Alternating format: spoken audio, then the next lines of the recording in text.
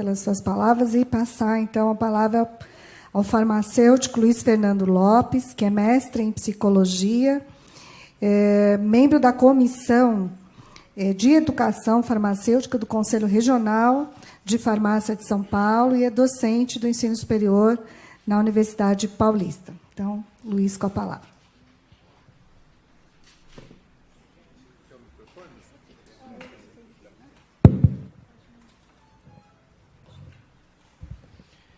Boa noite a todas e a todos.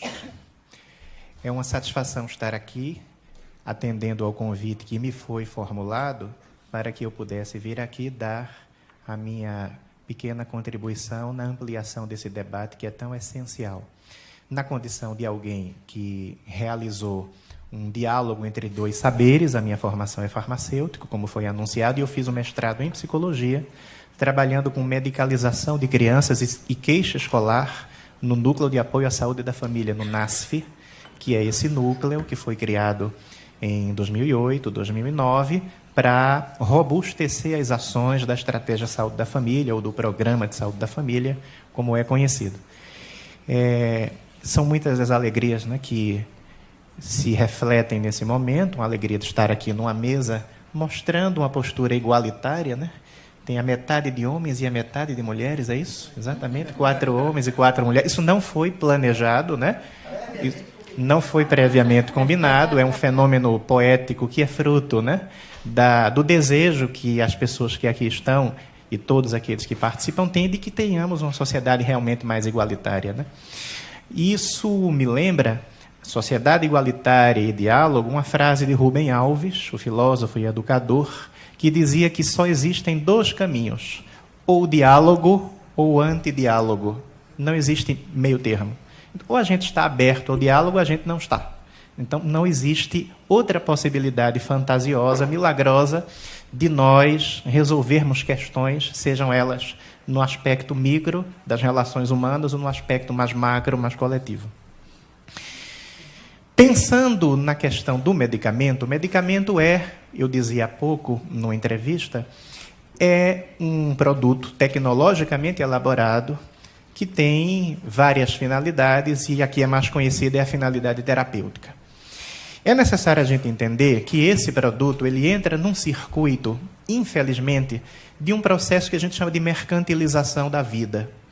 A indústria farmacêutica, assim como a indústria do petróleo e outras tantas indústrias de grande porte, de grande alcance na Terra, no mundo, é uma indústria que tem um poder econômico muito grande. E, como a gente sabe, o poder econômico se imiscui no poder político para poder, corrompendo o poder político, mexer no tabuleiro de xadrez da sociedade a fim de se beneficiar, o próprio poder econômico. Então, essa indústria farmacêutica que é tão poderosa e que é tão importante para a humanidade, é uma indústria que tem seu espaço, ela é importante, ela presta serviços, mas, infelizmente, existem os abusos. E esses abusos estão, por exemplo, relatados numa obra que eu recomendo entusiasticamente, denominada A Verdade sobre os Laboratórios Farmacêuticos, que é uma obra escrita por uma jornalista norte-americana que vai demonstrar algo que está nesse debate da medicalização. Isso não apenas no debate da medicalização, mas em qualquer outro debate em que a gente reflete sobre o funcionamento da sociedade. Como é o nome do livro? Chama-se A Verdade sobre os Laboratórios Farmacêuticos, é o nome do livro. E essa questão que eu ia colocar são as relações espúrias entre o público e o privado. Em qualquer lugar do mundo existem apropriações indébitas que o privado faz do público. E existem relações que são saudáveis entre o privado e o público. Nessa questão da medicalização, a gente detecta que, dentro da mercantilização da vida, a indústria farmacêutica, alguns segmentos dela, que tem toda uma cadeia de poder que está relacionada à indústria, ela acaba produzindo uma relação, uma apropriação privada do público que promove essa falsa ideia de que qualquer coisa se resolve através do medicamento. Um conceito que já foi trabalhado por Fernando Lefebvre, talvez até tenha reformulado, mas eu gosto do conceito que se chama o medicamento como mercadoria simbólica.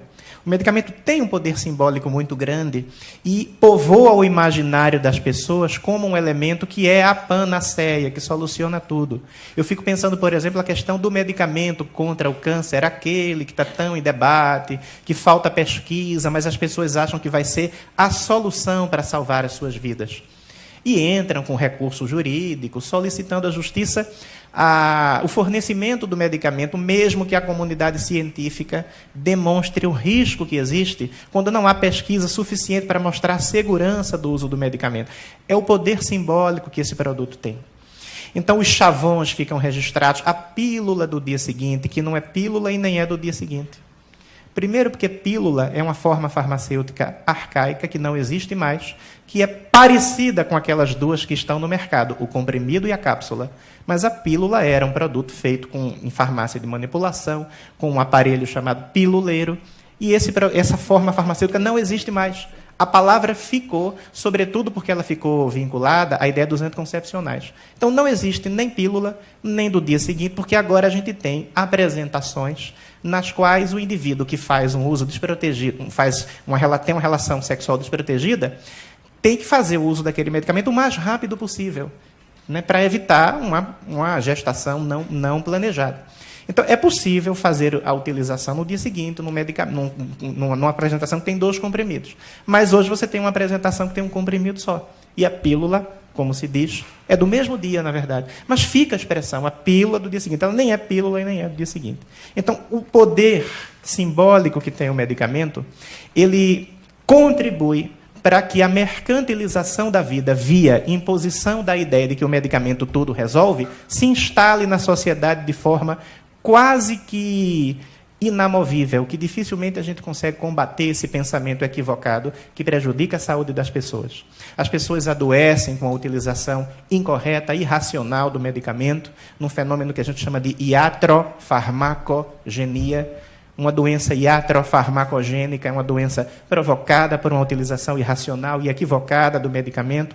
E as pessoas fizeram um alarido enorme quando os antibióticos passaram a ser dispensados nas farmácias a partir de um receituário específico de retenção de receita. As pessoas não entenderam. Para quê? Eu tomo desde que eu era criança, né? É natural que o novo gere uma dificuldade muito grande para ser absorvido, mas é necessário que a gente mostre que existe risco nesse produto. Esse produto não é algo que pode ser utilizado de forma indiscriminada. Aí, eu quero pensar a questão dos psicofármacos, que a professora Marilene citou. Aliás, um dos motivos da minha alegria estar numa mesa com a professora Marilene, que estava na minha banca examinadora do mestrado, né? Está aqui conosco, é uma alegria, né? Que foi um trabalho que eu fiz com muito carinho, orientado com muita paciência e muita tolerância pela professora Ronilda Ribeiro. E a professora Marilene mencionou a questão dos psicofármacos. É necessário que a gente mostre que o mecanismo de ação de boa parte dos psicofármacos não está elucidado.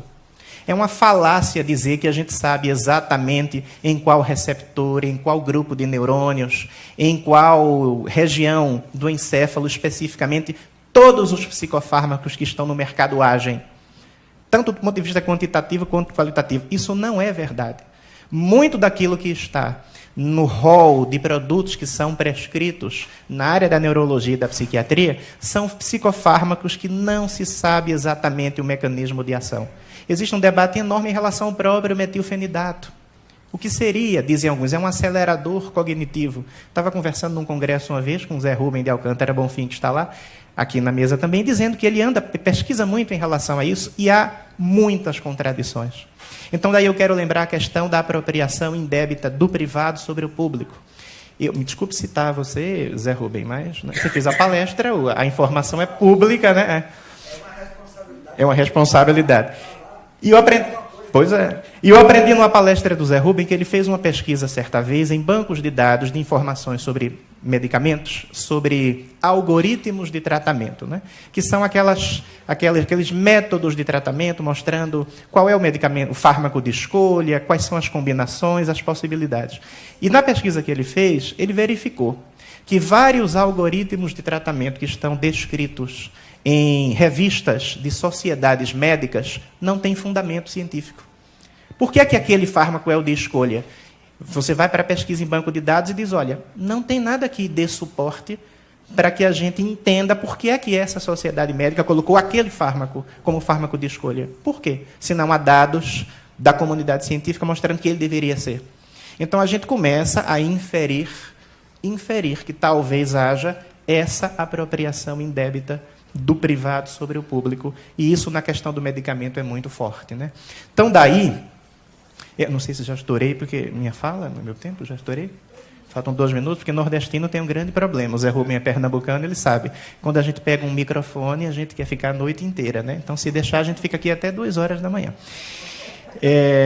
Para concluir a minha fala, eu quero lembrar um caso que eu relatei na minha dissertação de mestrado, de uma criança, de uma mãe que foi desesperada na unidade básica de saúde, porque a escola disse que ela deveria procurar um laudo com o médico, obter um laudo com o médico, com a equipe de saúde da família, porque a criança dela não estava conseguindo aprender.